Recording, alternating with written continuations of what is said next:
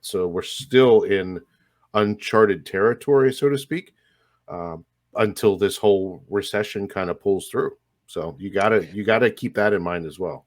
You're right about that. And yeah, I was going to make comments too about the macro stuff, but we are going to talk about FOMC being next week here in a moment. So let's actually look at the psychology of a market cycle here. So for those of you that have never seen it before, we have it up on the stream. But if you're listening to the podcast, you can find it with a quick Google search. It's the Wall Street cheat sheet. And I mean, to me, I can't see how we're in anything, and I try to, but I can't see how we're in anything other than that disbelief rally here at the end of the bear market. And the depression phase, obviously, to me, would be back in November, I'd say December too, around the holidays. I mean, people just weren't even really paying attention or anything to crypto, and gas fees were phenomenal, and I did many transactions over the week of Christmas. But yeah, I mean, if depression wasn't November, where is depression? I just, are you telling me depression is going to last 6 months? I don't know. Might. Yeah. I don't think we're in this pullback. Maybe this one, and these aren't always completely accurate either. They just kind of just spell it out. It's just a chart. This could be, we could still be in this anger phase. Because I tell you what, if it does go back down another 50% from here, you are going to see depression. No doubt about it, right? So I mean, if this is the uptrend that we're on out of the anger phase, and it does pull back down that much further and gets into even the 15, 10, 12, whatever area, I think that is where we would be. So yeah, I mean, it's possible. Really, we got both sides. We're really taking on a tough task because it's like, with sentiment or all of these things. Like a guy tried to argue with me the other day on a YouTube channel comment, which is not a good place to get into an argument. But he tried to tell me that because basically he said that his whole Twitter timeline is euphoric right now. And I'm like, okay.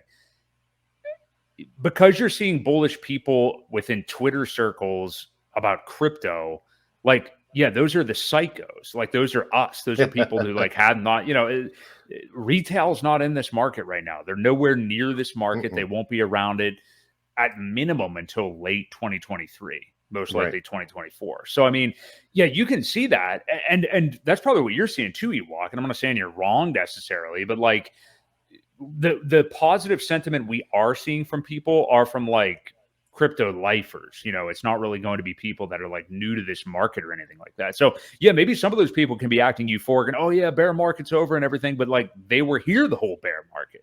So of course they're going to feel a little euphoric, right? It's not euphoria like Tom Brady, Matt Damon commercials. It's euphoria like, Jesus Christ, finally the market's going.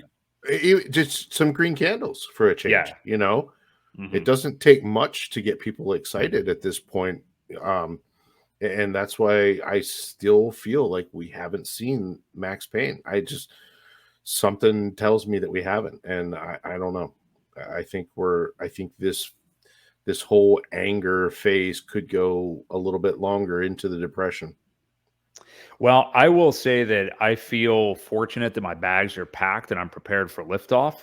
Sure. Basically, hey, listen, if we think the worst and the best happens, then it'll be even better. And if we do get to, if we do get out of it, then we could be like, wow, that depression phase wasn't really too bad, Exactly. Yeah. Yeah. That's a great point. And yeah, you do have to, well, first off, you have to prepare for all outcomes. I mean, you think one way, I think the other way. We've both shown, even though we're confident in our opinions, neither one of us are 100% no wiggle room. I have no plan for the alternative. I mean, you just said right there that that you feel like your thesis would kind of be invalidated if we break 25 and a half K steadily and start closing there. There again are big time accounts on Twitter, traders that it's, I said this last week, but it's like, I want to be correct on Twitter. I don't want to benefit from this market. That seems to be, that's the danger of just getting married to anything. You get so dug in that it's this is just my identity now. You know what I mean? And I'm being careful myself to not do that to a bullish end here, because it is still like the minority opinion and stuff. But, you know, we were talking about it on Twitter, you and me, the other day. I mean, like, I will be here for the ride either way. I mean, if I'm wrong, I'm wrong. I'm not going think anywhere. I am. Yeah. Yeah. Yeah. So and really neither one of us are going anywhere. And, you know, the problem is sometimes, you know, I have friends that are saying, hey, what should I do? What should I do? Well, you know, it's your money. And if you feel that it's starting to get away from you, then you should probably invest some.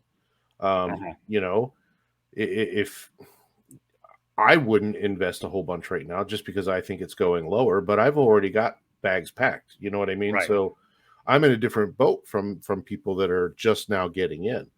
And I would hate to see them get left behind. And, you know, we don't have a crystal ball, so I don't know what is really going to happen. But, you know, you've got a plan. And that's the idea of dollar cost averaging in when some candles go red. You know, they're always good opportunities, you know, especially if you have that long-term mindset. You know, it's if you've got a couple years to wait, then, you know, there really is no bad entry at this point. You know, everything's down as it is, not going to hurt you. Yeah. Yeah. I had a great opportunity to do that over the last 24 hours. We did have a pretty good dip. And I tell you what, yes, I'm in this bull mindset now suddenly. But you know, when that stuff happened, I watched everything. And I knew there was some decent support for ETH at like 1500, 1550. And I was like, well, let's watch this area.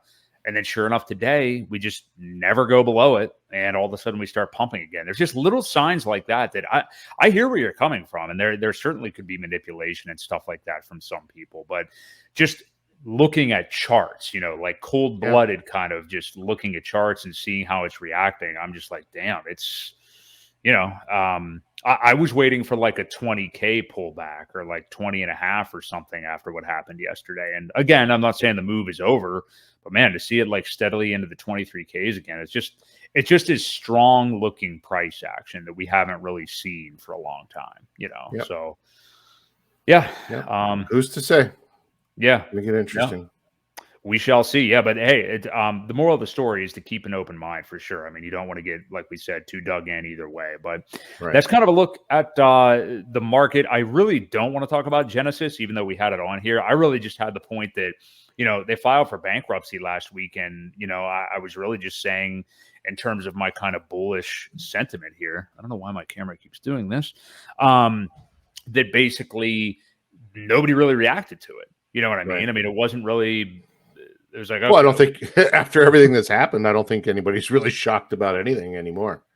That's kind of my point. Yeah. I mean, like, there could still be other selling and stuff like that. Plus, I think we all kind of knew about the Genesis thing anyway. So them officially filing for bankruptcy was like, oh, wow. Okay. I mean, you know, I believe it is Chapter 11 that they filed for. And Chapter 11 is a reorganizing bankruptcy. So it allows them to get things in order. They're allowed to restructure.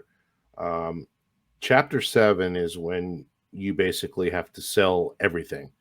So a Chapter 11, again, doesn't really affect the markets too much because, you know, they're restructuring their internal workings of things, trying to get everybody back in line, doing what they can to make them whole. I don't think they'll be selling off. So again, we're running into that situation where there's still nothing that is triggering a massive sell-off. Not yet, anyway.